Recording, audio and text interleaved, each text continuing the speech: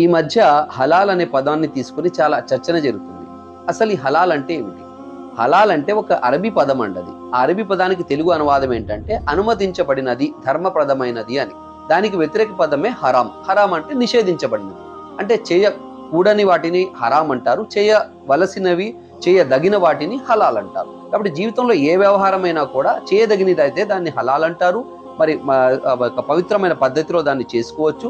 అలాగే హరాం అంటే దానికి దూరంగా ఉండాలని. కాకపోతే ఈ మధ్య మరి ఫుడ్ విషయంలోనే ఏది తినాలి, ఏది తాగాలన్న విషయంలోనే హలాల్, హరాం అనేది బాగా చర్చనీయాంశంగా మారింది.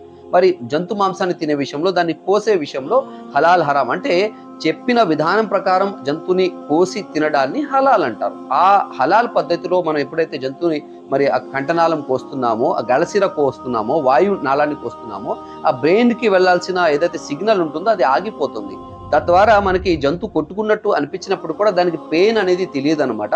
ఆ రక్తం పూర్తిగా ఆ హార్ట్ పంప్ చేయడం వల్ల ఇంకా పంపు అవుతూనే ఉంటుంది అనమాట. మనం స్లాటర్ చేసిన తర్వాత కూడా ఆ పంప్ చేయడం వల్ల రక్తం అంతా పూర్తిగా బయటకు వచ్చేసి మాంసం చాలా పవిత్రంగా, చాలా ఫ్రెష్ గా ఉంటుంది. జట్కా విధానంలో కోయడం వల్ల దానికి ఏదైతే ఆ రక్తం ఉంటుందో అది లోపలే ఉండిపోయి గడ్డ కట్టడానికి అవకాశం ఉంటుంది. మాంసం త్వరగా చెడిపోవడానికి అవకాశం ఉంటుంది. కాబట్టి హలాల్ పద్ధతి చాలా మంచి పద్ధతి అని చెప్పి ఇవాళ సైంటిఫికల్ గా కూడా ప్రూఫ్ అయింది. చాలా మంది రీసెర్చర్స్, డాక్టర్స్ కూడా దాని విషయంలో చెబుతున్నారు. అయినా ఎవరికి నచ్చిన విధానంలో వారు తింటారంటే అందులో బలవంతం లేదు.